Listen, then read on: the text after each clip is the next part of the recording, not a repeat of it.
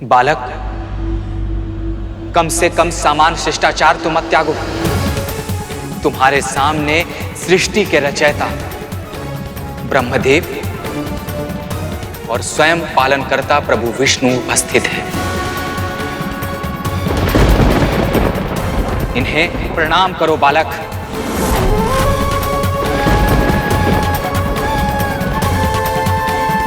चाहे जो भी हो, पर ये विपक्ष में खड़े हैं, इसलिए शत्रु है ये मेरे।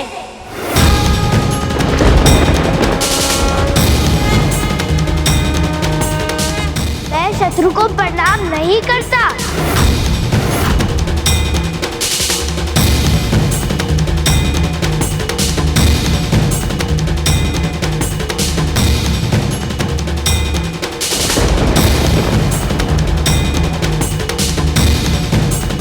शीघ्र आइए स्वामी, एक शुभ समाचार आपकी प्रतीक्षा कर रहा है। मुझे पूरा विश्वास है कि उसे देखकर आपके मुख पर प्रसन्नता के सहस्त्रों सूरज जगमगा उठेंगे। हम तुम्हारे शत्रु नहीं हैं बालक, हम तुम्हारे शुभ चिंतक हैं और इसलिए समझाने आए हैं कि महादेव सबसे बड़े, सबसे विशाल, सबसे महत्वपूर्ण और सबसे अधिक पूज्य।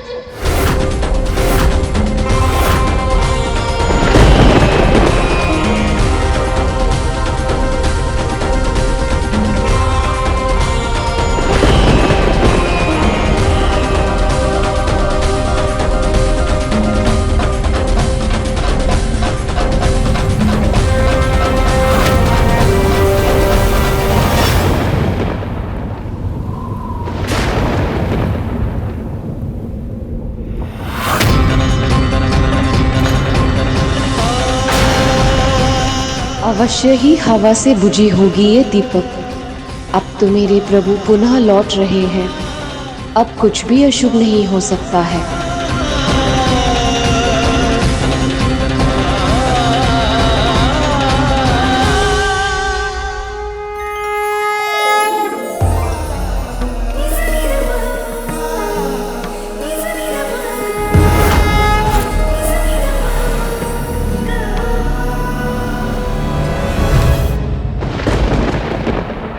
इसे सब पता है, फिर भी अभद्रता कर रहा है ये। अभी कुछ ही देर पहले आप लोग की कथा सुनी। वैसे ब्रह्मदेव, आपको मुझे उपदेश देने का या उद्दंड देने का अधिकारी क्या है? अपनी उद्दंडता भूल गए? अपना एक शीश उसी कारण गवाया था ना आपने?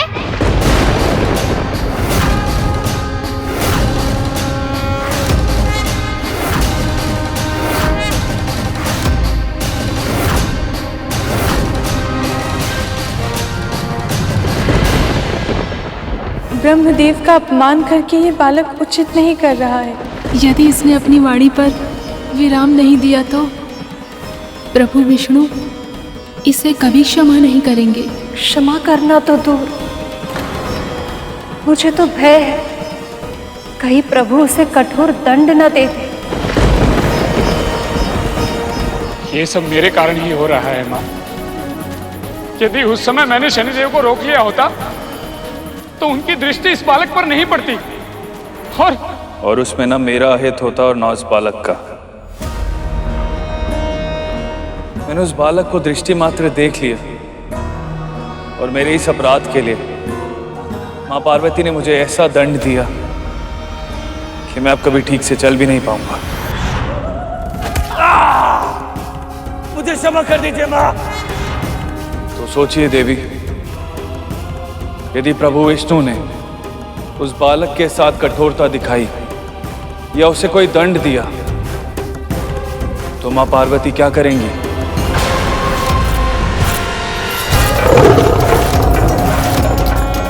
हे प्रभु, कोई अनिष्ट ना हो जाए। तुम सत्य कह रहे हो बालक।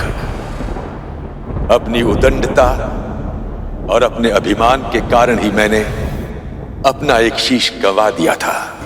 विनम्रता और ज्ञान का पाठ इतना कठोर दंड सहने के बाद ही सीख पाया हूं मैं। किंतु तुम्हें यह करने की आवश्यकता नहीं है। हठ नहीं किया करते, हठ छोड़ दो और अपनी भूल स्वीकार करके इन सभी से क्षमा मांग लो। क्षमा और मैं कभी नहीं।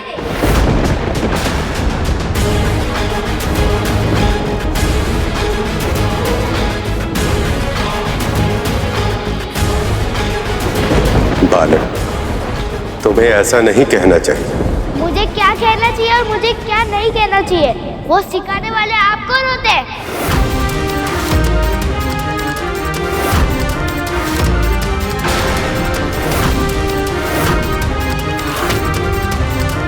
तुम जानते भी हो तुम किसका अपमान कर रहे हो?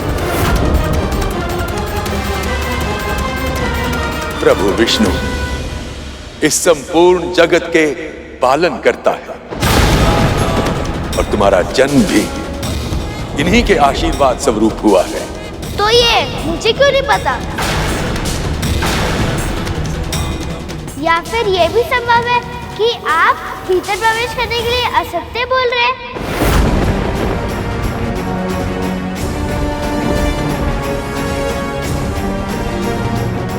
अज्ञानी बालक, तुम ब्रह्मदेव के मुख से निकले हुए वाक्य को असत्य कह रहे हो। जिनके मुख से निरंतर वेद प्रवाहित होते रहते हो, तुम उन पर असत्य भाषण का आरोप लगा रहे हो। मेरे लिए केवल एक ही सत्य है, मेरी माँ का आदेश।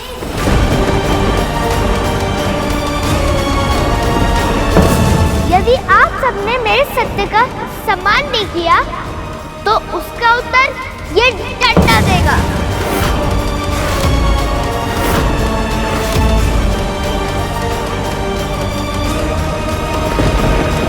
हमारे धैर्य की परीक्षा मत लो बालक। परीक्षा तो आप सब ले रहे हैं मेरे धैर्य की। तुम्हें सच में लगता है कि तुम हम पर आक्रमण करके बच सकते हो? अभी पता चल जाएगा।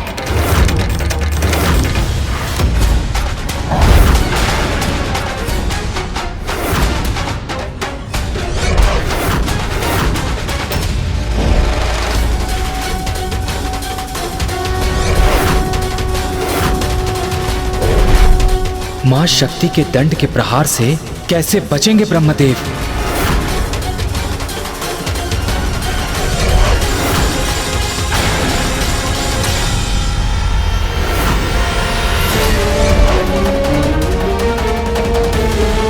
हे मां शक्ति, मैं आपके दंड के आगे समर्पण करता हूं। मैं आपके दंड के आगे नतमस्तक हूं।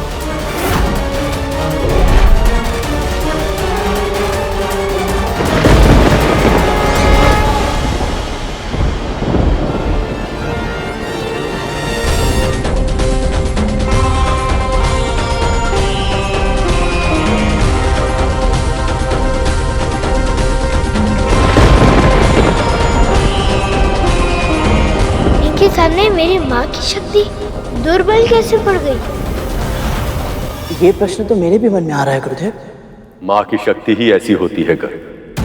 यदि कोई विरोध करे तो वो पूरे वेग से आकर अपने विरोधी से टकराती, रौद्र रूप में उसका सामना करती और उसे पूरी तरह से नष्ट कर देती।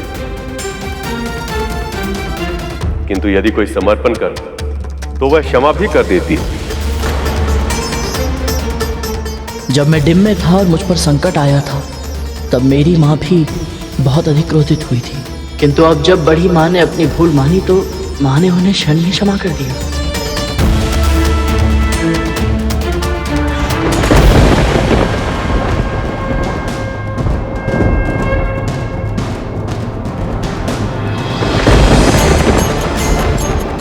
धन्यवाद मां, आपकी कृपा अपरंपार है।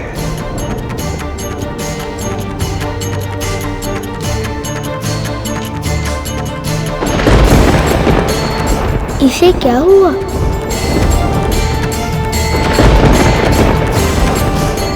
अब समझे बालक, तुम चाहो तब भी हमें हानि नहीं पहुंचा सकते। एक बार असफल हो गया तो इसका अर्थ ये नहीं है कि मैं पराजित हो गया हूँ।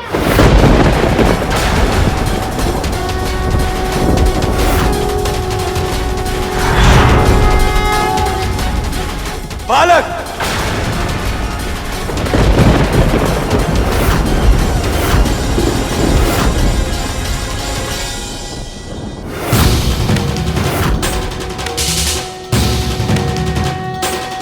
आपकी तर्जनी उंगली देखकर त्राही त्राही करने लगूं, दांत द्रुपद नहीं हुए।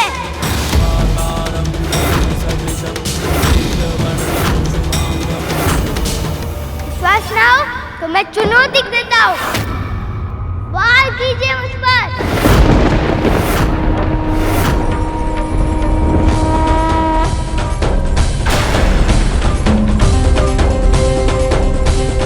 वार कीजिए मुझ पर, वार कीजिए मुझ पर, वार कीजिए मुझ पर, वार कीजिए मुझ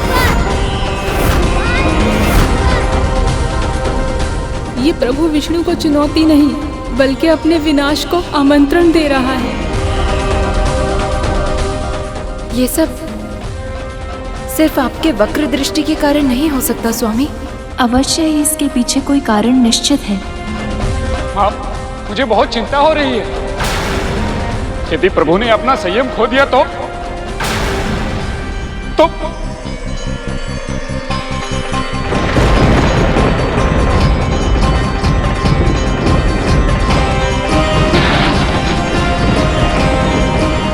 विनाश के चिन्ह प्रकट होने लगे थे, बातों की रचना विकट हो चली थी, बिजली अपना रौद्र रूप दिखा रही थी। ऐसा प्रतीत हो रहा था जैसे संपूर्ण ब्रह्मांड उस बालक को होने वाले अनर्थ का संकेत दे रहा है।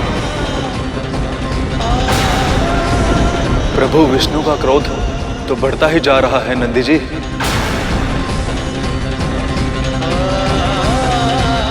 महादेव, अब इस बालक का क्या होगा? अभी भी समय है बालक, हट छोड़ दो और प्रकृति के संकेत को समझो। जो विष्णु गणना करते हैं वो बादल कोई वर्षा नहीं करते।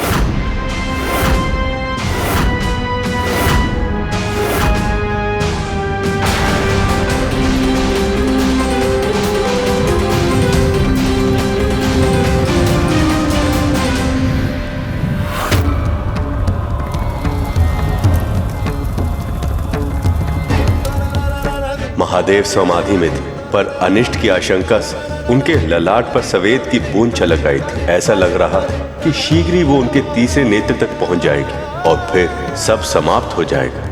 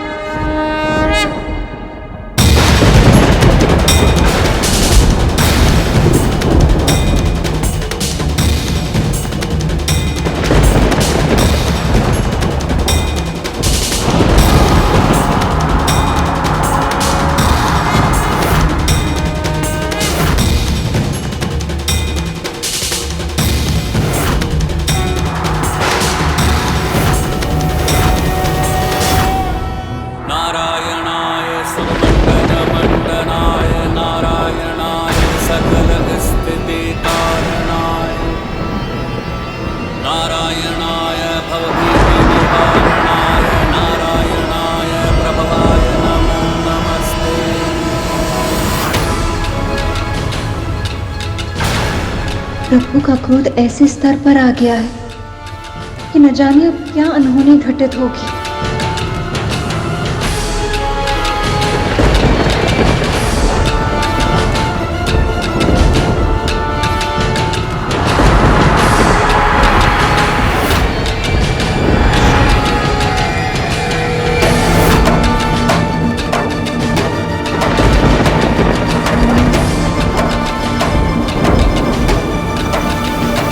सुदर्शन चक्र, प्रभु आप ऐसा नहीं कर सकते। एक छोटे से बालक पर आप प्राणघातक अस्त्र नहीं चला सकते, अन्यथा अनर्थ हो जाएगा प्रभु, अनर्थ हो जाएगा।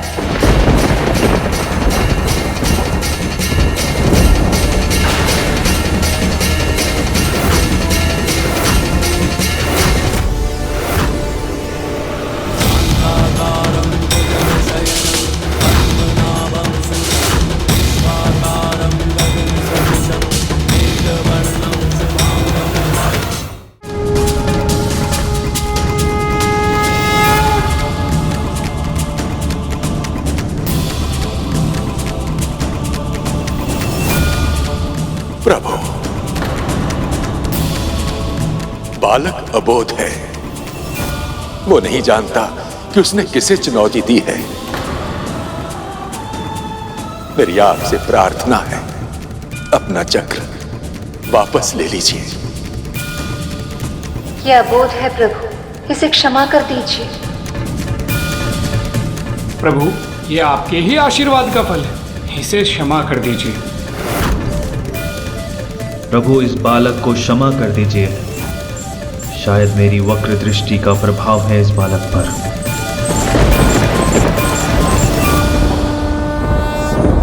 हे चाहते हो तो अपने मित्र का सुझाव मान लीजिए। यदि माँ के इस दंड ने आपके चक्र को इस प्राइज कर दिया, जो दुर्गति होगी वो आप सह नहीं पाएंगे। सारा संसार उपवास उड़ाएगा। जो स्वयं इस संसार को बलहार कहते हैं, वो एक बालक से हार गए।